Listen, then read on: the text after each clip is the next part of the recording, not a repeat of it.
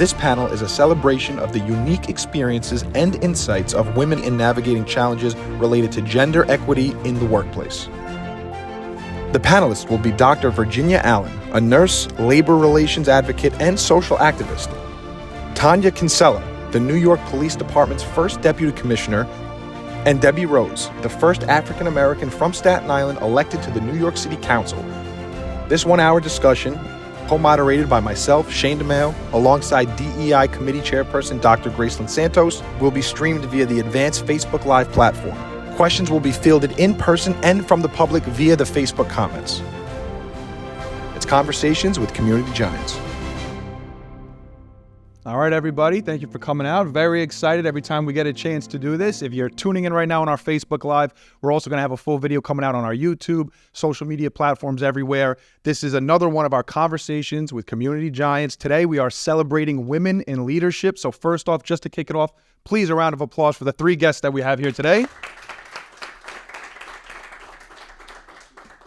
Today is a celebration of the unique experiences and insights of women of color, particularly in navigating challenges related to gender equity in the workplace.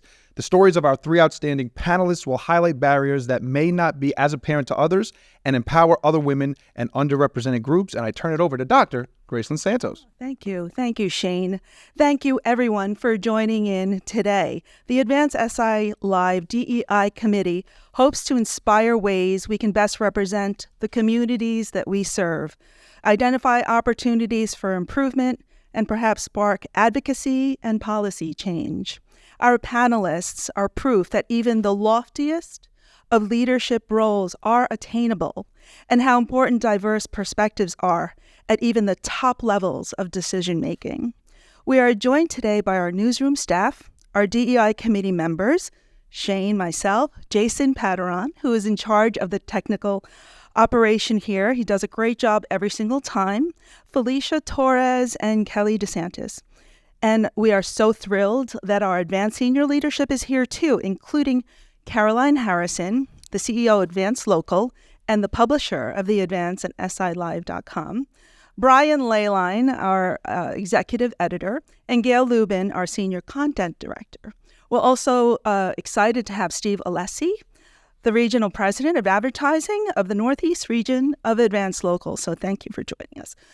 At this time, I would like to welcome Mrs. Harrison, who I've asked to say a few words. So, Mrs. Harrison, please.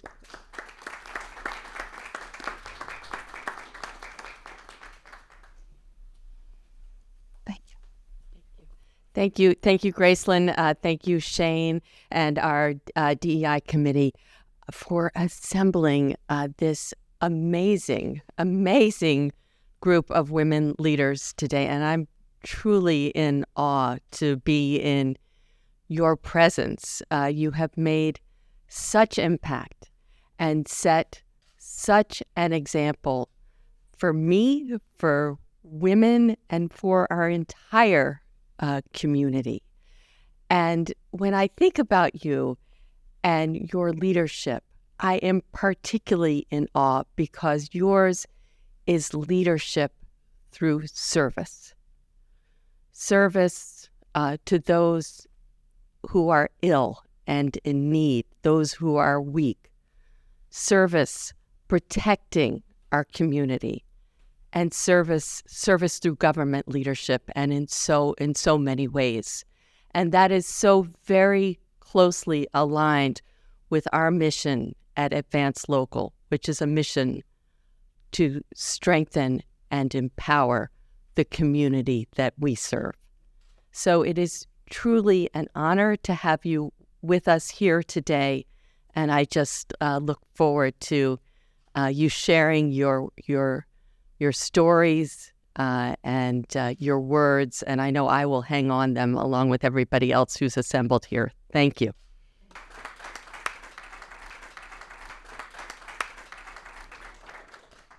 I always tell her I wish you'd do that at the end because now I got to follow that, right? It's such a great tribute, and now I have to sound like a schmo. We're going to shout out all the three guests that are here real quick, give a little background. We'll start off, of course, with Dr. Virginia Allen. I'm going to read from our great notes here that Gracelyn prepared. 92, a nurse, labor relations advocate, social activist, and an advanced woman of achievement, is one of the last living members of the group of 300 Black nurses who became known as the Black Angels, who played a crucial role in caring for patients with tuberculosis during the mid-20th century in the U.S. The Black Angels were recruited in the 1920s to the early 1960s from all over the country to avert a public health crisis when the white nurses quit rather than treat TB patients. They worked at the Seaview Hospital on Staten Island when TB was a leading cause of death and there were a severe shortage of healthcare workers willing to treat the disease due to its contagious nature. The Black Angels risked their lives to care for some of the city's poorest and sickest patients. Their efforts, largely unrecognized for decades, were instrumental in the development and the cure and played a major role in the desegregation of NYC hospitals, as well as nursing practices, education, and professional associations. Round of applause, please, for her having Dr. Allen here.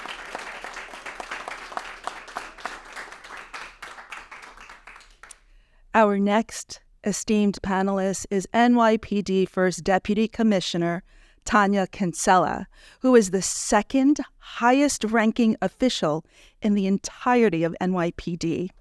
Embarking on her distinguished law enforcement career as a police officer in July 2003, First Deputy Commissioner Kinsella has made significant contributions across various precincts, including the 120th, the 13th, the 68th, the 122nd, the Police Services Area 1, Patrol Bureau of Staten Island, and the Patrol Services Bureau. First Deputy Commissioner's excellence and leadership carried her swiftly through the ranks, first as Sergeant in July 2008, Lieutenant in August 2013, Captain in November 2016, and Inspector in May 2019. Inspector Deputy Chief in December 2022, and then she was appointed First Deputy Commissioner in July 2023. With the oversight of industry-leading tactics and training initiatives and a robust disciplinary system, the First Deputy Commissioner shoulders the immense responsibility of fostering professionalism and fairness among the 55,000-member NYPD police force. The First Deputy Commissioner champions the values of integrity and accountability, ensuring that every member of the NYPD adheres to the highest standards of conduct in all 5 boroughs of New York City. Please welcome our First Deputy Commissioner.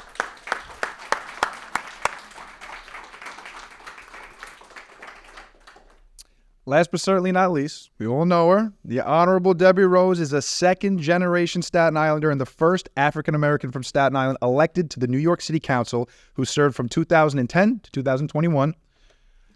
Rose was previously appointed Deputy Majority Leader for the City Council and Chair of its Waterfronts Committee. Rose has sat on the Aging, Education, Land Use, Rules, Privileges, and Elections and Transportation Committees, as well as the Council's Budget Negotiating Team. An advanced woman of achievement, she has made an economic development, education, public health, and public safety among her priorities. In the fiscal year 2017 budget, she spearheaded the successful effort to secure $13.5 million to build a state-of-the-art emergency facility at Richmond University Medical Center and a $3.6 million increase for the Staten Island District Attorney's Office, among millions of dollars to strengthen our infrastructure, schools, parks, cultural institutions, and not-profits. Last but not least, again, Honorable Debbie Rose, everybody.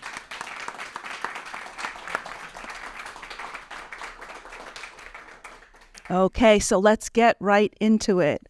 Our first question for Dr. Allen, and then we'll go down the line, if it's okay with our panelists, is fairly simply, but I'm sure is quite a journey for each of you. What does leadership mean to you? That's a big question. I would say leadership would be to put yourself out there so that you can assist others to help you achieve the goals that you set. Wow.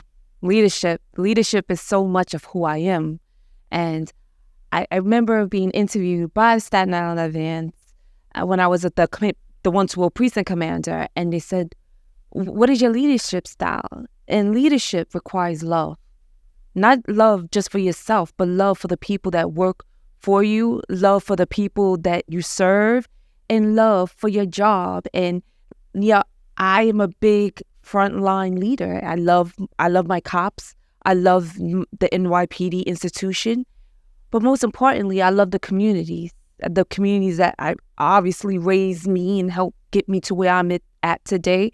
But now I'm lucky enough to love the other 4 other boroughs. When I think of leadership, certain words come to mind: responsibility and accountability. And so in leadership, it is really important to be able to convince a group of people that supposedly have the same goal as you to work together collectively to obtain the goals of whatever that organization or committee institution is. And everyone who is at the head of an organization or a committee or something doesn't always have leadership abilities. Leadership means that you're able to bring people together to work collectively for a common goal. Obviously, we're celebrating 3 women here who have accomplished so much. We want to know specifically, if you could touch on some points, what challenges do you think that the 3 of you may have faced that maybe men haven't faced trying to raise the ranks and become a leader like you are? Wow. You know, one of the challenges is, for me, was that I was in the room, but it was like I wasn't in the room. It was like being invisible. You enter that room with people who have a preconceived notion that about how you got there. Maybe you're not, you didn't deserve to get there. Someone gave you something that you didn't earn. And so you're always in the position where you're trying to prove yourself. I think the hardest part about that was, being in the room, but not being treated as if I was in the room or if I had value in the room. So for me, there was very few women in executive roles. And when I say executive roles, like the captains and above that want to be precinct commanders. And I was once told, and I tell everyone the story, I was pregnant with my daughter. I was a sergeant. She's not 13. And I was once told by an executive that was my commanding officer at the time that it's okay for you to study for the lieutenant's exam, but you can't go beyond a lieutenant because you have to take care of your kids. Women don't necessarily. So I had to prove him wrong and became everything that he said I wasn't going to be. And I went on to have 2 children, 2 thriving children, and was able to work, have a career, and raise my children. So that was one of the things that was the hardest, but I also had quite a few men that championed for me. So, you have 2 ends of the sticks, like trying to balance motherhood. I'll give you a quick story. Last night, after being, working all day, I went home and I started, studying with both of my children. First the little one and then the big one. And then I thought about wow, when does my day ever stop? But the best job I've ever had was being a mother. And when people say that you can't do something because you decide that you want to have a family, that's a lie. I was able to do 2 things that I love the most, and most importantly, be a mother. And your children, as a woman and as a woman of color, they would thank you. They'll look up to you, and they would see the gift that you bring to them. And one last story, and then when I knew that I made it, not just in my career, but as a mother, my daughter did a project last year at the end of the school year, and it was a PowerPoint presentation. And the PowerPoint presentation was about me. And that's when I knew that, wow, I did what they said I couldn't do, and I'm doing it. And if other women, and it's not just me, it's every woman in this room that have children that's championed for themselves and for other young girls that's looking at them, it's amazing. So often, I was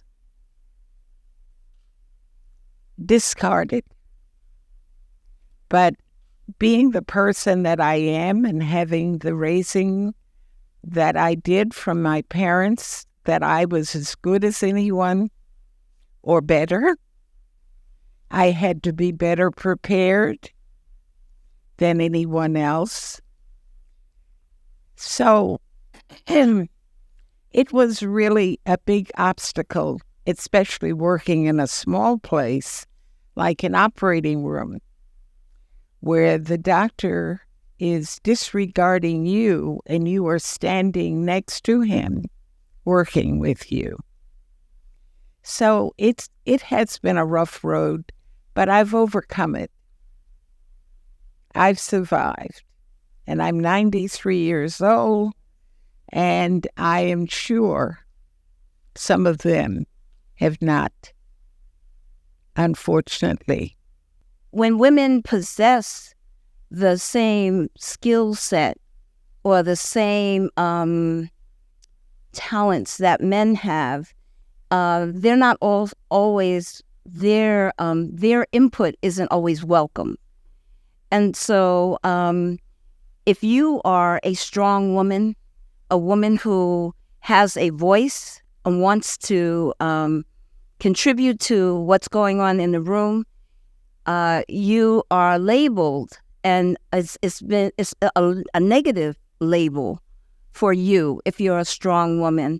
I want to give you an example. When I was city council person, the mayor had a name for me that he didn't have for the other city council members on Staten Island. And it was because I was very persistent. I knew what I needed for my district. I knew that the resources could be made available, and I wouldn't stop. So the mayor named me, persistent. Oh, it's Councilmember Rose again. She's so persistent. And he would refer to me like that publicly whenever we were out. And, I demanded that my district also get, the attention that the other two districts on Staten Island got. So when women possess certain leadership skills that men have, and they're bold enough to use it, then oftentimes it's looked at as a negative and not the positive that it is when men speak up or are persistent. Well, I would like to say thank you for your persistence, because your persistence in your leadership roles have improved Staten Island and all the people who live in it. So thank you. This question is for, we'll start with Dr. Allen.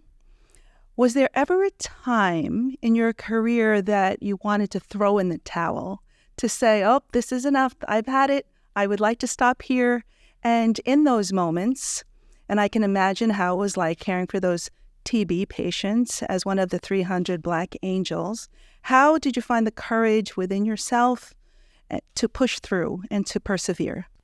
Well, I never felt that I wanted to throw in the towel. I've always enjoyed my job. Nursing is a calling. It's not just a job. You have to have a certain type of personality and integrity to be a nurse. I enjoyed every moment of my job, and I would never have thrown in the towel, I don't think, even if I had a different personality. Let's hope not. Well, to echo our Queen's statement, there was never a time that I wanted to throw in the towels. I love what I do. I love service, public service. And there's, of course, you have good days, you have bad days, you have trying times. But I was born from a queen, and we never quit. So I think everybody knows my story. I ran 3 times before I actually obtained the position. And every time they told me that I couldn't, it made me try harder. In the very beginning, it was that, do you really think that you could win? The first time I ran. And I said, of course I do. And it was like, well, you're not independently wealthy. I said, well, that is true. I'm probably the poorest elected official Staten Island ever had or will have. I said, and then they said, Black people don't vote. And I said two things. I said, I'm not running just for Black people, but I'm running because I want to make a difference in the North Shore. I said, and Black people do vote when they have something to vote for. And so I lost that time. And then I ran in a special election and I lost again. And they told me, they said, look at the numbers. You know, in baseball, 3 strikes, you're out. If you want to have a political life, which I want to say I really didn't. That was never my goal in life, was to be an elected official. But they said if you want to have a career in politics, you can't lose twice.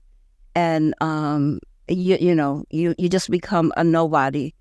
And then I said, well, I'll just have to take that chance.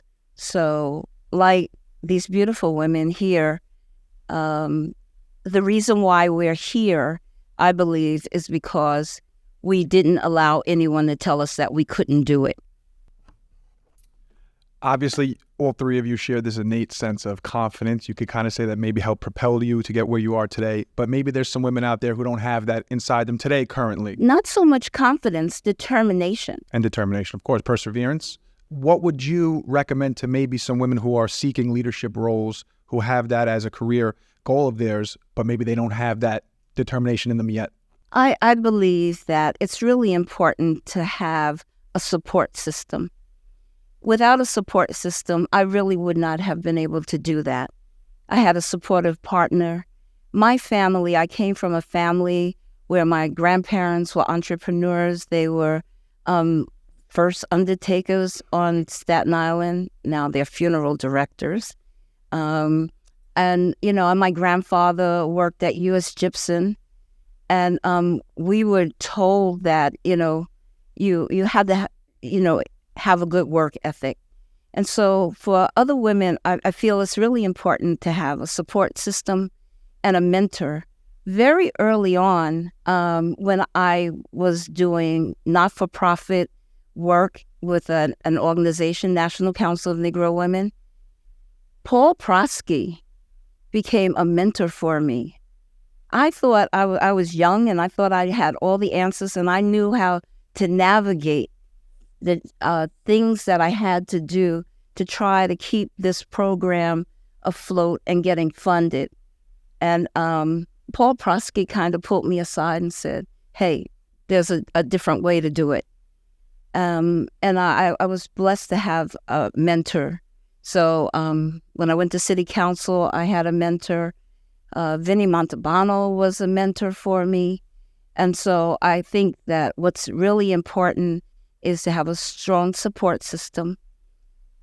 Find someone who believes in you and your ability, and have a mentor, and then do some self-introspection and realize who you are and what your strengths are. So I echo the same sentiments. There's a lot of imposter syndrome. And I think a lot of us women, we have it. And I'll be remiss to tell you that I don't have it when I do. And every single leadership role that I took on, I had that voice in the back of my head that told me, well, how can I do this? What am I going to do? How am I going to manage? And it is always that first voice. But you have to silence it and know what you bring. And I think as women in general, we bring so much value to the tables that we sit at. But because we lack that confidence and we make that insider, that imposter syndrome louder in our heads instead of silencing it, that we don't take the chance. And I tell you, every scariest situation, position that I've held, that imposter syndrome was in the forefront of my mind. And I had to find it in my heart, in my soul, to shut it off and be that role model, not just for me, right? Because right now what we're doing, we're doing it for the future, but for our future young girls, our future women that are sitting in positions where they're looking at us and saying, wow, I want to do that. And it doesn't necessarily mean that you have to be the police commissioner, because we had our first female police commissioner, thanks to our mayor in this last decade. But the fact that any sector, private sector, women, you could do it. And that is important. And we could do it with confidence. But in my opinion, the way I shut off that imposter syndrome is that I just do it. And I do it the very best. And I make sure that I lead and I love from my heart. And I do what I'm passionate about. And when you do what you're passionate about, you'll never go wrong. I would repeat those remarks for myself as well. But sometimes you're given an assignment that the person who's giving you the assignment thinks that you're going to fail. And I'll tell a little story. I was working at Brooklyn Jewish Hospital in the Human Resources Department. And my immediate department head said, we have to set up a training program. And your new title is training director. They had never had one in the hospital. We did not have any guidelines, but I'm the type of person who likes to read, research, and try to know what I'm doing. So I set up the training program for the in-service of the employees who were already employed, and the orientation for new employees coming to work at the hospital. And I think I outsmarted him. And that was a job that I loved because I put so much of myself into it. And now they continue to have a training director. Dr. Allen, we'll keep it with you for this one, and it kind of piggybacks off of what Honorable Debbie Rose mentioned about mentorship and using that to help guide you going forward. Was there a time in your life where you had the mentorship that helped propel you to where you are today? And what advice do you give to those seeking mentorship? What do they need to look for? I've been very fortunate throughout my work life to have mentors. My first one being at home, my mother. And when I came to Staten Island, her sister, my aunt, Edna Sutton Ballard, I live with her. She was a beautiful role model. A nurse at Seaview Hospital. And I was encouraged to become a nurse through her. And other nurses that I work with at Seaview and other places, church, many places. I've had many mentors, and hopefully I have been able to mentor others.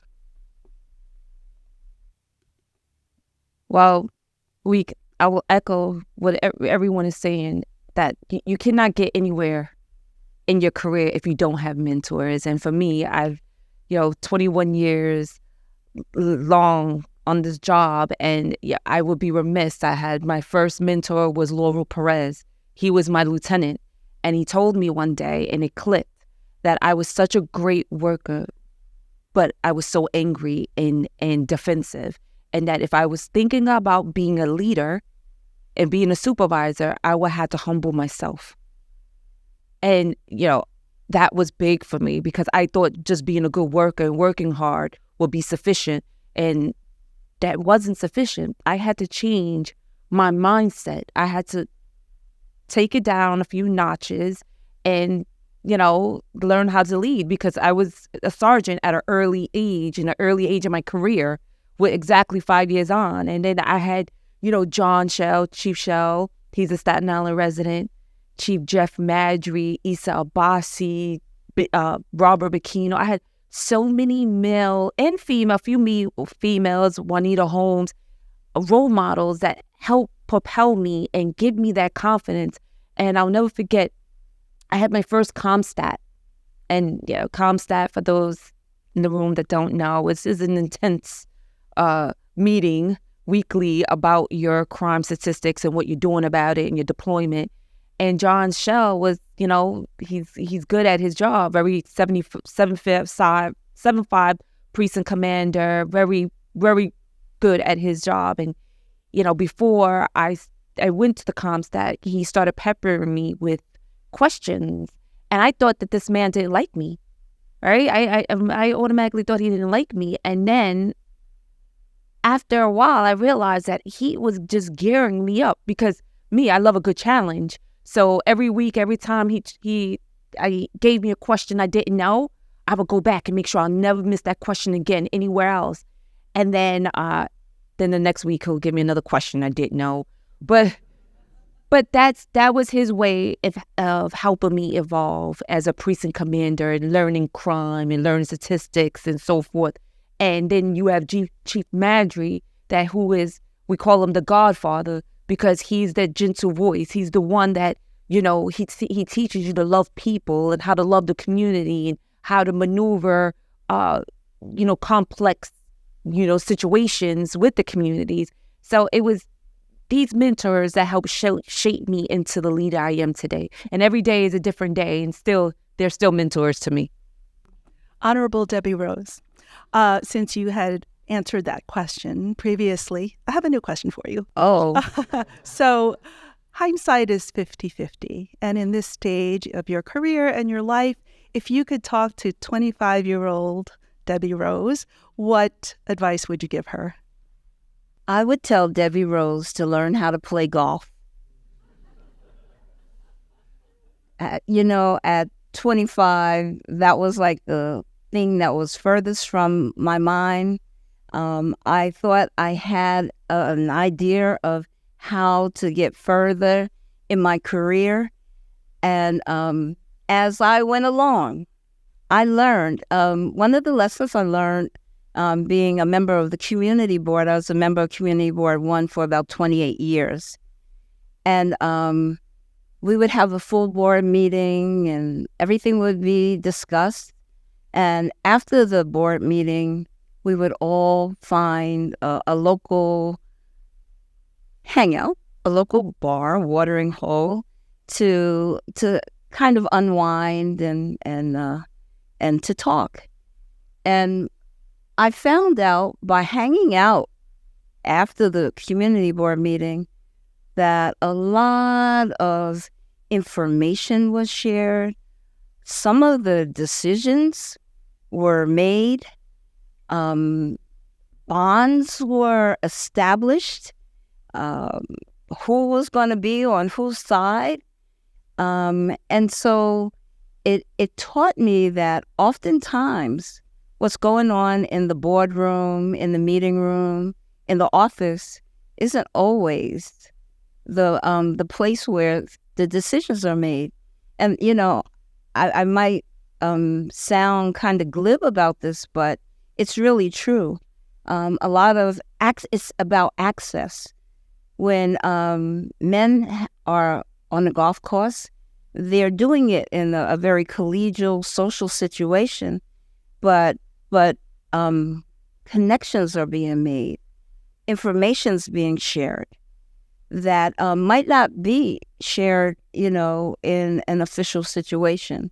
And so I really do believe that women don't have the same access or streams of information or contact that often men have. And so I would have told myself really to learn how to play golf. I had a pretty good, foul shot, but I never got to learn to play golf. What would I tell my 25-year-old self? By the way, I'm not too far away from it. No, I kid. What would I tell my 25-year-old self? To breathe and to learn to live. I don't think quite as I'll be 44 in 2 months. I don't think I quite lived yet. I don't think that I was able to breathe and enjoy my accomplishments and celebrate myself. I think in my 44 years of life, almost 44, I've never celebrated myself. And I think that is something that we all, some people have that gift, but I'm not one of those people that celebrate herself. And if I could go back at 25 years old, I would do it all over again. I would celebrate myself. I would breathe and not chase the next title, the next thing in life, and just breathe. I would tell, when I was 25, I was living. I was not married as yet. And I'll get back to that question of what I would tell another 25-year-old. But this, I think you have to live. I would travel to Manhattan, to the theater, to the opera. I don't think I had any clear definition of where I was going at 25, but I knew how to live life. I enjoyed life, and that's what and I was always learning, always going to school. So I would suggest to any young woman of 25, continue your education. Do things that are exciting or you're interested in or you're curious about before you settle down. Thank you so much for that. I just want to remind everyone, obviously, in the room here and that's watching right now, this is the Staten Island's DEI Committee, Women in Leadership Roles, and we have about 15 minutes or so left. So I want to make sure we have so many questions we're going to probably have to do after this is over. We're going to grab them, corner them, and we're going to ask them all these questions that we have here. So we'll grab a few more questions, and then, of course, some in the room might want to ask a few questions. So about 10-minute warning on that. I'm going to jump to this question we have over here, Gracelyn. What changes would you like to see currently in the workplace that you think would help women maybe get to where they're intended to go in leadership roles potentially faster that they deserve? I think we should offer the opportunity for young women to serve as interns so that they can enrich themselves as well as the institutions that they would be serving in. I think that would be the first step. My mind is working, but I can't remember all the things I'd like to tell you at this moment, so they can come back to me. It will always come back to you. So what I would suggest is that in the workplace, and I could tell you in the law enforcement, women need other women. And sometimes we're not the kindest to each other in the workforce. So if I could change one thing about sisterhood and womanhood, I would help us all to learn to be kinder to one another and fix each other's crowns. Because oftentimes we're in competition, or we think we're in competition, and we're not kind to one another. And we think that we have to be mean and disparaging to each other in order to get ahead. And the only thing that I could pray for, and I push now that I'm in a role that I can do, that I always make sure that I get the new, executive women that's promoted, and I gather them and I make sure that they know they have an obligation to bring other young cops, and not even just cops, our civilians, to every table they're at and be kind to one another. And recently I went to Guyana in May, and I saw something that I really loved. And we have a work group together.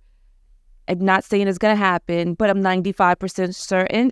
But we would like to open up a child care facility for, moms that are working. And because when I saw it in Guyana, and it was a full child care facility, open 24/7, and mothers are able to drop their children off, especially not everyone have that luxury of having a mother or father or a village around them. And this won't hinder mothers in law enforcement to stop them from excelling or doing a particular unit because they can't find childcare. So we're in the infancy stages of trying to get that started. I definitely agree. One of the things that often happen for women is that we have a duality of roles. We're not just whatever that leadership position is with the company, but we're a mom and we're a wife.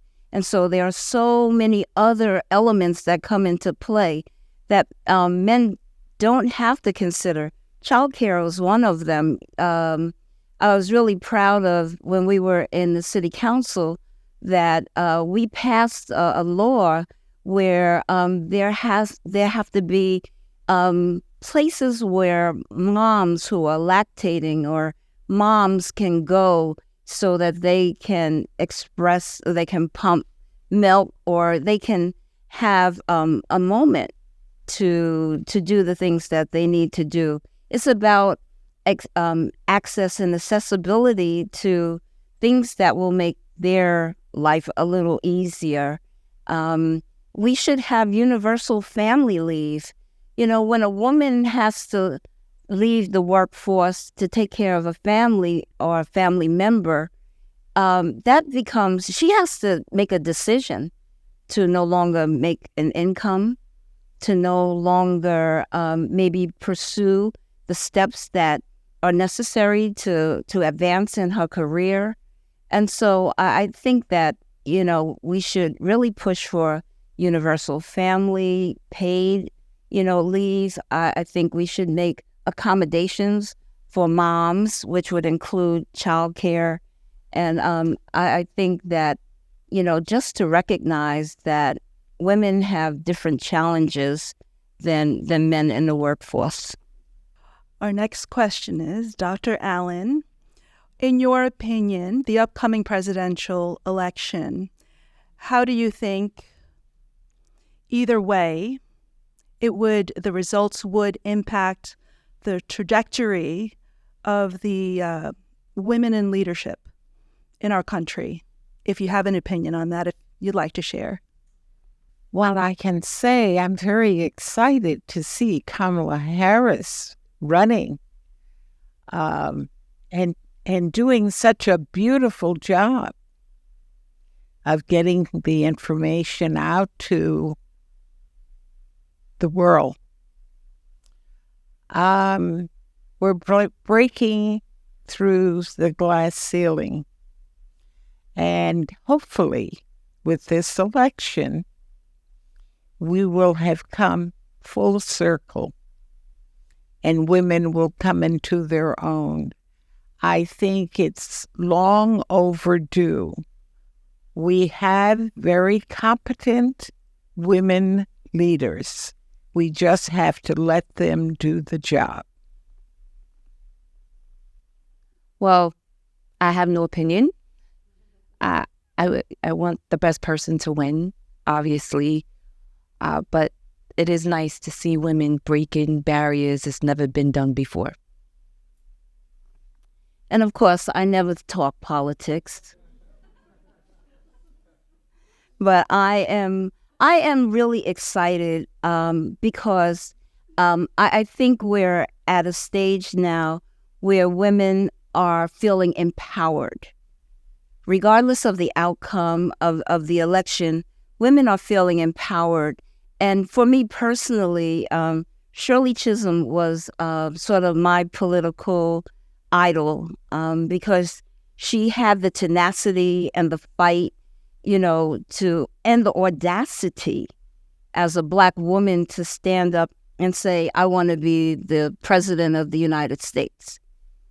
And at the time, it was a time when she was lucky that she had even been elected to a position in Congress. So I feel that we are now at a stage where women have decided that the soft skills that we possess, that we've been told for so long are not important, and that if you want to be a corporate person or a government person, you have to stifle those soft skills. The skill to just the caring, the nurturing, the ability to reach out in warmth and to understand that there really are two sides to the story, and there is a way to get to common ground because moms do this every day. And so I feel like we are at such a great place for women, where women feel empowered. And it's always been important to see a role model, to have role models. Everyone in this room had a role model.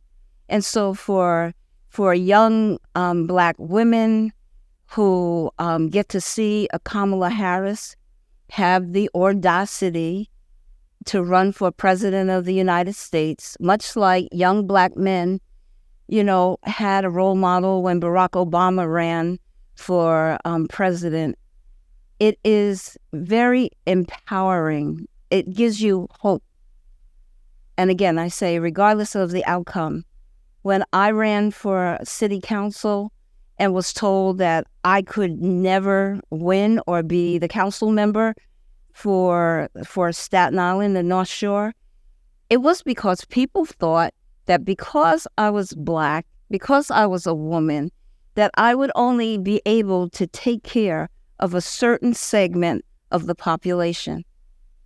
And so I think that we have now seen enough people in leadership positions and have seen that they are able to bring about the types of change and progress and things that we would look forward to. I'm very excited. Very excited. When you call Shirley Chisholm's name, it brought back memories of when she was running for office. I lived in Brooklyn, and I helped with her campaign. It was very exciting. Yes.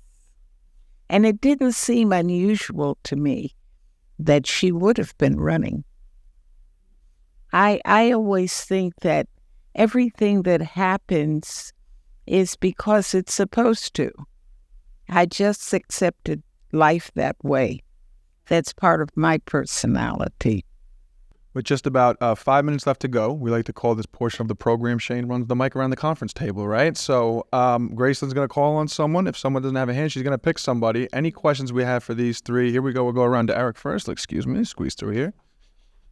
Mr. Eric Bascom. Thank you. And thank you all for joining us today. This has been an amazing discussion. And so luckily here at Advance Local and the Staten Island Advance, we are lucky enough to have many incredible women in leadership positions. But unfortunately, there are many companies or organizations where that is not the case. And so in these places where leadership positions are dominated by men, what do you think that they're missing out on by not having women in the room with them? I think women bring a different perspective to every situation. So I think they're missing out because they don't have our input, our sensitive input.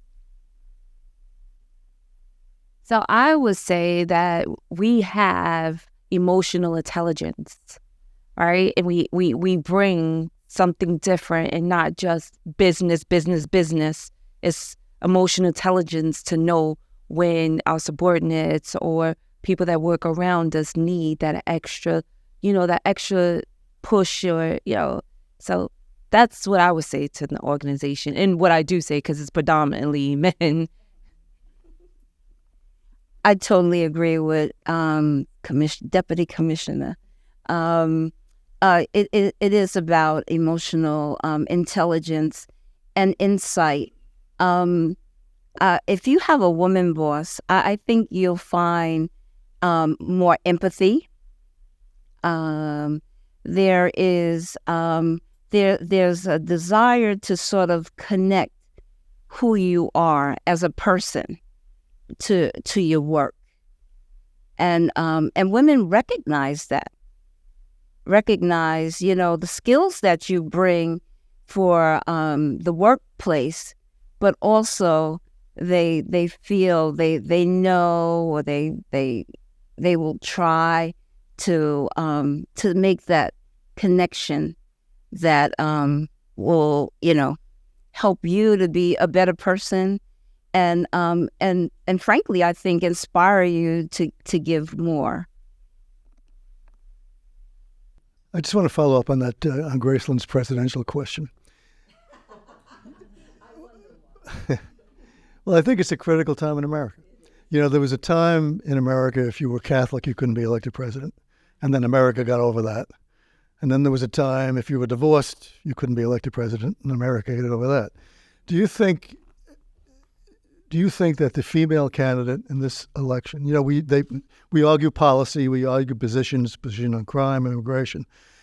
What is unsaid in this election, that there's a man running and a woman running? Do you think that the woman running in this election faces a challenge that's going unsaid in terms of America's ability to accept? I think so. I think there is a lot that's unsaid.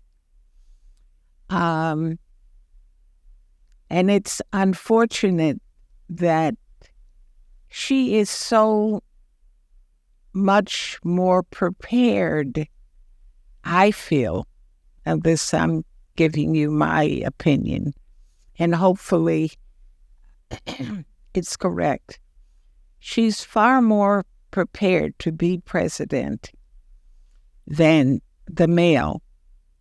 But I look at the situation and I can't believe that they don't see the differences, that people can't see the discrepancy and recognize that there is more to look at and address in an intelligent way. So I'll answer very neutral. Obviously, I think America has spoken. There's a woman running against a male, right? So I think that we're always going to be held at different standards in whatever positions or whatever we run for. But I think America has spoken, because whatever happens on election day, a woman ran for president. Brian, that has been my fear. When President Biden, they were talking about him backing out, getting out of the race and having someone else come in.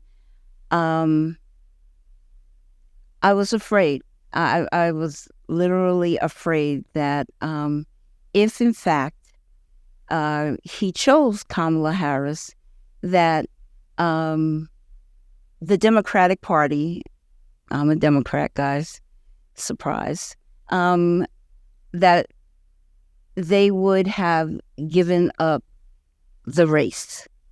And only because of what had happened with previous women candidates for president.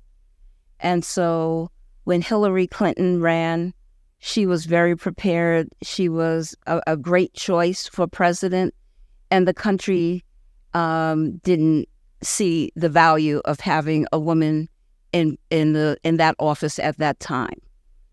And so my fear was that now we're putting up a Black woman, and knowing how hard it was for us to get to the point in this country where a Black man could be president, I was really afraid for her. And I like the fact that that has not been the focus of this campaign.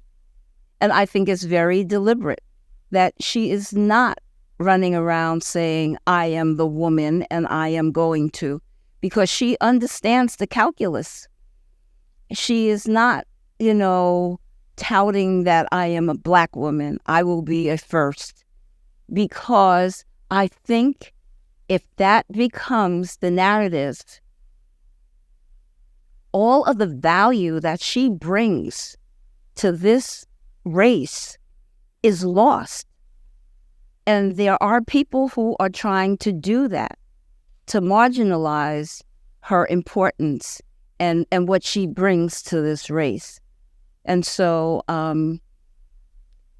unfortunately, it's an issue I think, has had to be under the table, quiet, and not the issue, because the issue then would be that she's a woman and she's Black. And I don't think if that became the narrative that the country would embrace her. And I'm so glad to see that this is a fair fight. She's going toe to toe, with what skills she has, her knowledge of policy, her knowledge of government. And so, but it was a fear for me that that this country would not give her a chance. Anything from Dr. Allen? You okay? Good? We're good? We are a little bit over time, and we have so many more questions. No, we want to get to. We'll hold you hostage here if we have to, but we have to wrap up shortly. Before we give all thanks to everyone, I just want to give the mic to Dr. Graceland and Santos and say, first off, can we get a thank you to her for putting all this together like she did? I think we all enjoyed this so much. And again, final words for you, because you put all this together. Thank you. No, thank you, Shane. But it is not my doing putting all this together. We are a committee comprised, as I said before, of you, of Felicia, of Jason, and of Kelly. And of course, our senior leadership who have been so supportive of all our DEI efforts. And of course, it would be nothing. This series would be nothing without esteemed panelists like Dr. Virginia Allen, our first Deputy Commissioner, Tanya Kinsella, and our former council member, Debbie Rose, the Honorable Rose. And I hope that everybody enjoyed it, and I hope that you will tune in next time, either next month or the following month, and that if you have any questions, please feel free to, if you liked it, you can email us at tips@SIAdvance. If you didn't, you can just kind of keep it to yourself. Okay, so thank you, everybody. Thank you so much for watching, everyone. Again, we could wrap it up on the Facebook Live. Check out the full video coming out on YouTube. Thank you, everyone. Again, we could end it nice on a clap just because it sounds nice at the end of the video. Thank you, guys.